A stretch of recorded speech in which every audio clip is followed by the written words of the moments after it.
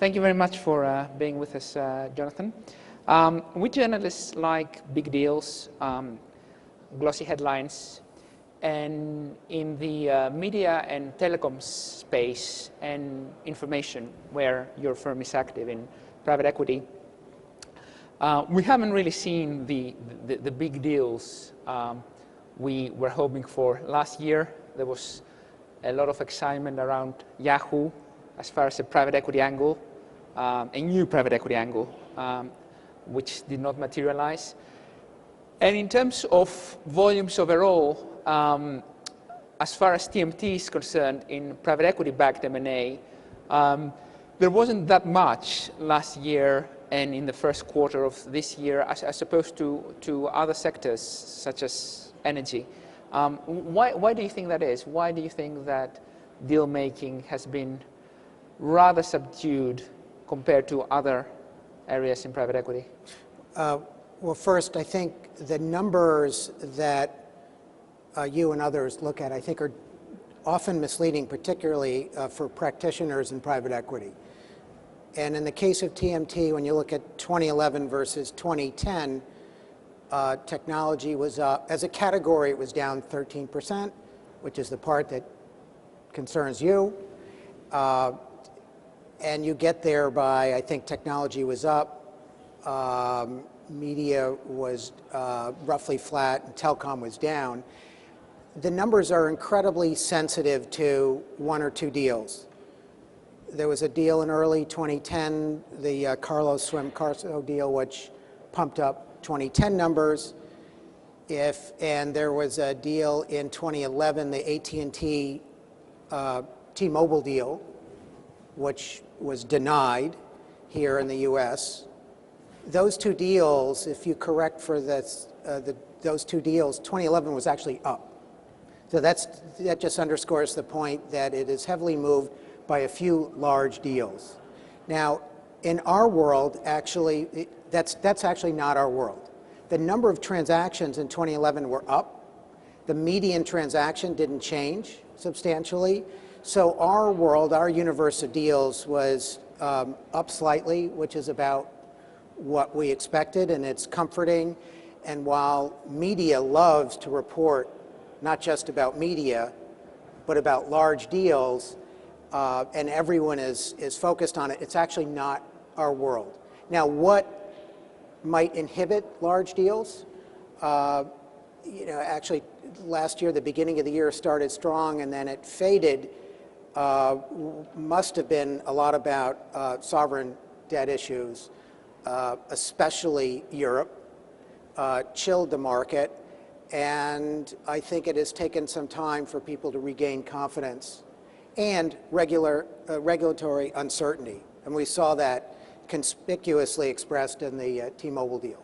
Mm-hmm. So what happens next is challenging for the big strategics. How do you see 2012 playing out deal-wise, not just in the sectors you're involved in, but TMT overall in private equity?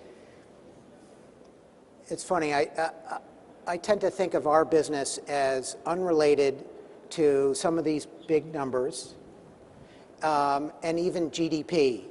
In fact, I'm reminded every time I hear from our investors about our activities in emerging markets, where we are active, with offices in Hong Kong and Beijing and Delhi and active practices, that while there's a lot of focus now on Asia, in particular China, GDP growth is unrelated to return on investment in the relevant time frame of a typical private equity investor. In 2 or 3 years, there's no meaningful correlation. You can have high growth and disappointing returns. Why? Because you could have valuations that have gotten ahead of themselves. That would be probably top of my list for why that happens. Mm-hmm. And what sectors do you focus on as you look for opportunities in 2012? Well, we're a specialist fund, and the areas that we focus on would be media, and in that vertical, new media, digital media, is very exciting. I think in the introduction I heard a couple of those. Hulu is one that we started, which is all about a new distribution model.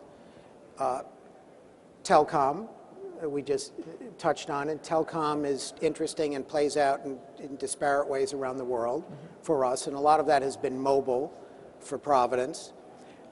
We're also engaged in education. It's a very important vertical for us.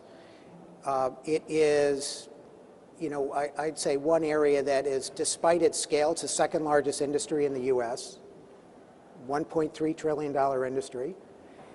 It's underserved by private equity.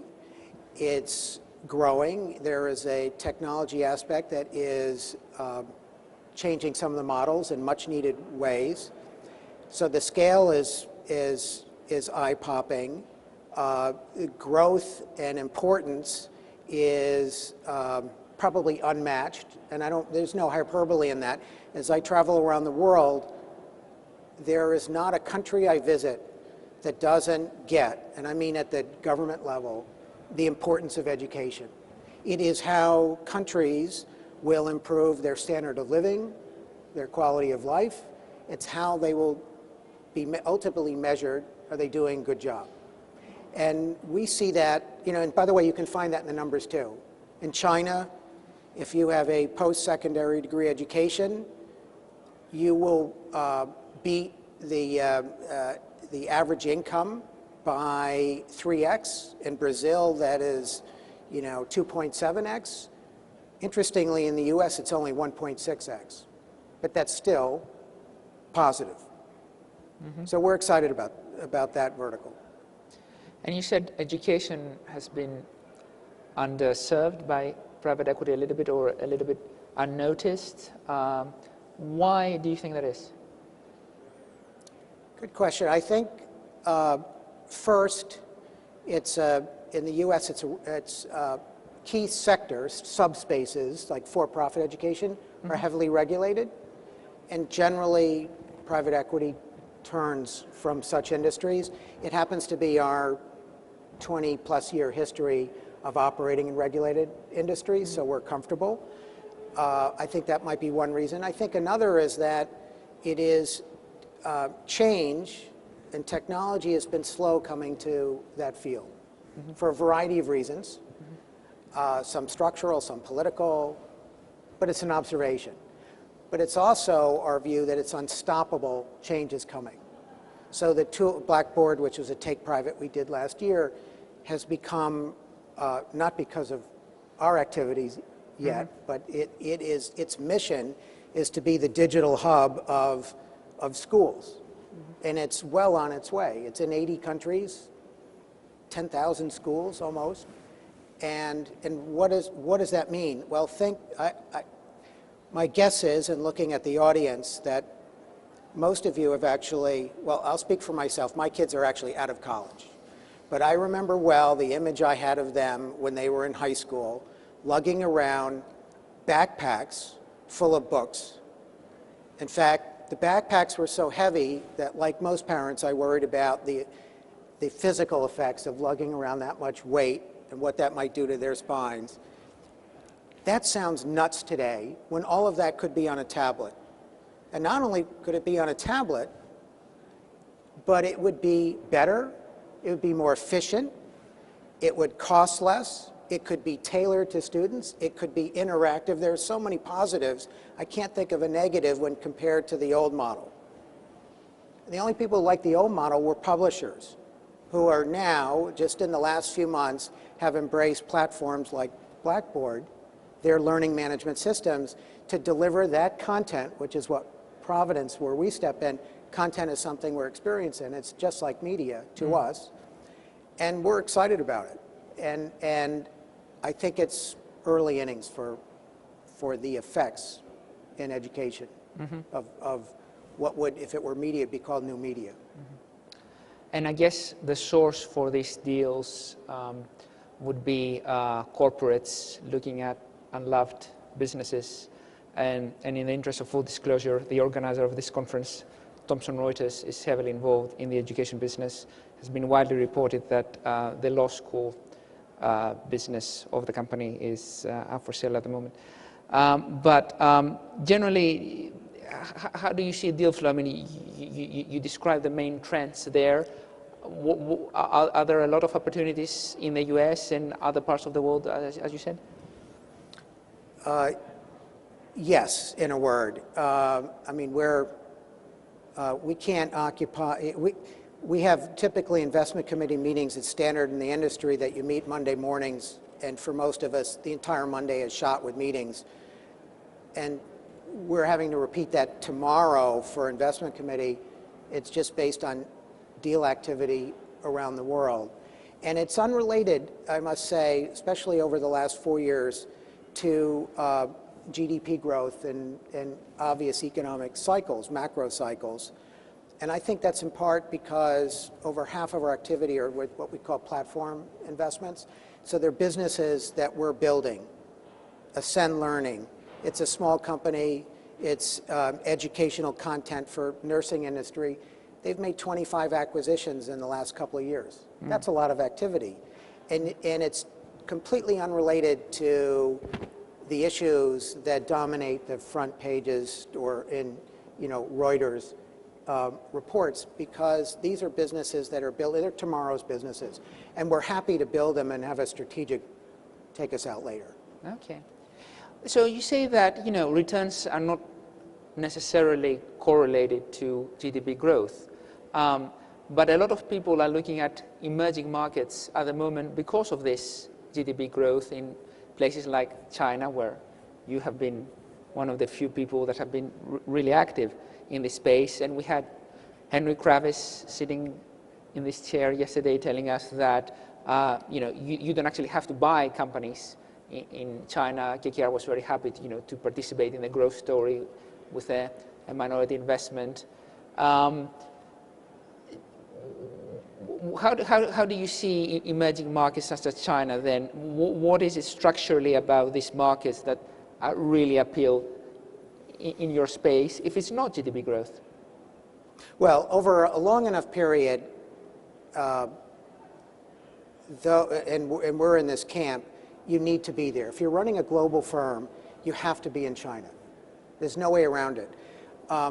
My point is that the love affair that investors have today with China is not well-founded, because it is really not about a long-term perspective. It's about capturing gain that will be realized over the next few years. And first of all, it probably makes just general sense, whether you're talking about timber or China, or if everybody's moving in one direction, it's probably not good for returns. Now, and we see in China the number of funds that have sprung up in the last couple of years is stunning. It can't work out well for all of them. It just can't. They're inexperienced. They've been at it for, in some cases, months. They have raised money, and we'll see what happens. Now, in China, what is, of course, long-term, yes, growth rates and scale are captivating. But in the near term, I think what is unappreciated, particularly the further you get from China, are the risks. I'm talking about corporate governance, body of law, exits, public markets, regulation. There is a great deal of uncertainty there that normally, if one understood all these risks, you would be compensated for them. I'm not sure we see that. We have been patient, our team, we have been active, but I'd say that we have been, as the Chinese told me a long time ago when I lived there in the late 70s, patience is the watchword. Would you like to talk a little bit about how you've overcome some of the difficulties in investing in China with regards to regulation, capital controls, and all that? Partnerships are critical. Who your partner is. We have a company. How many of you here know what Hulu is? Oh, by the way, that's awesome. Because when I used to ask that question particularly at this demographic here. With all due respect, not a hand went up. So we're building a Hulu in China. Our partner is Baidu, the Google of China. And I could stop right there. That sounds like a logical partner. If you're going to build an internet-based video premium content distributor, the largest search engine sounds like a good choice as a partner. And so that's, I'm answering your question about how do we go about it. TVB, the largest Chinese language broadcaster, that we with Chinese partners bought the controlling interest in TVB last year. I am, maybe because of my experiences a long time ago in China, it still amazes me where we are sitting today. This is a company that was controlled by Sir Run Run Shaw for about half a century. If you're wondering how is that possible, he's 104 today. He's the oldest person we've negotiated with. I can't imagine breaking that record. And we bought his interest. And this had been a transaction in the making, if you ask most media companies, for 20 years, because everybody tracked Run Run Shaw, and at some point he may live a long life, but it's a finite life, and what will happen with this company. So we're really proud of the fact that we were in the center of this, and we believe in our partners, and of course it had to be approved at the highest levels in Beijing, Shanghai, Guangzhou, and of course Hong Kong. And we were approved, and I think that says a lot, because it didn't sneak in under the radar. And in terms of, generally speaking, returns you can achieve in deals in those markets compared to more mature markets over here, how do these deals fare? Time will tell. My guess is that they'll be comparable. And it would be very easy for us to say, gee, given the effort, and if the returns aren't extraordinary, why don't we just stay here in the US? By the way, it's a good thing we didn't do that 12 years ago when we went to Europe, because that accounted for 3 funds ago and 2 funds ago, respectively 41 and 42% of our total activity. So it wasn't, that's a lot for an American-based fund. So diversification is important to us. No one has a crystal ball on what will turn out to be the most compelling markets, risk adjusted. And and if you have a long-term view, you need to be in these markets. Also, there is a return to us, and I think those who manage global funds, not necessarily found in the return on a deal done in China or India or any emerging market. And that is, we have companies in our portfolio or who seek to do business with us because of our position in Brazil or in China, because they're looking to expand. Auto Trader is one. Study Island in Australia is another. They wanted our help in emerging markets. And so does that show up as a Chinese deal? No. It'll show up as an Australian or US deal in those cases, and they wouldn't be in the portfolio without our spade work in distant markets. And talking about LP appetite, you run a specialized fund manager, and you compete with the likes of Silver Lake and Thoma Bravo, etc. How do you view investor sentiment at the moment as you compete for commitments against the generalist buyout funds that also do TMT investments? Well, I could answer that a lot of ways. I think some of our investors are actually here, so I should be very careful. I would say that a couple of things. From the perspective of an investor who's trying to build a diversified portfolio, In a world of generalists, where you have mega funds and then mid-market and whatever you call the rest, you have exposure to that area, and then you start, then with each additional, and I don't know the number of funds, there is not a corresponding improvement in diversification. And everyone is searching for alpha, and they're searching to build a logical portfolio. And that leads you to specialists in energy, specialists in media or telecom, as we are. And I think it fits into a robust plan in this asset class. Now, it used to be, when I started, that the notion of a specialist was new and not widely embraced. That was a long time ago. I think today it's appreciated. 90% of the deals we've done in the last 4 years, and I think it's 77% of the deals done in the last 6 years, were the sole sponsor in the deal. So there is, the only other investors would be our LPs or management. Another way to say that is it's a unique portfolio. So if you're an investor and you like it, you may not and say, that's interesting, but I'm not for me. But if you like that, you can't get it somewhere else. And that's part of diversification and alpha, I think, if you do a good job. Okay. We have just a couple of minutes for questions. Any questions from the audience?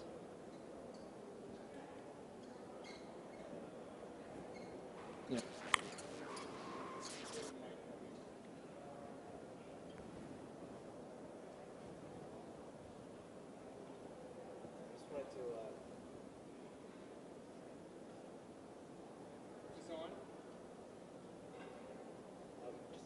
The evolving landscape of education you're talking about and online learning, what do you think what are your thoughts on the impact of nonprofits like Khan Academy? Okay, let's just repeat this question. So in the space of education, what is the impact of non-profit institutions in the marketplace? Khan Academy, for example. Well, I don't want to comment on a specific company, but generally, most of our investments, by the way, in education, only about 20% is in for-profit education. And when you consider that even in that category, most of that is international, which has a whole different set of supply and demand conditions and regulatory conditions, because they don't have Title IV. It's just couldn't be more different than what we think of in the U.S. So that's a small part of what we do. Most of what we do are tools that are applied, whether it's in for-profit or public school systems. They are embraced by teachers and students and school systems. I'll give you a good example would be Study Island.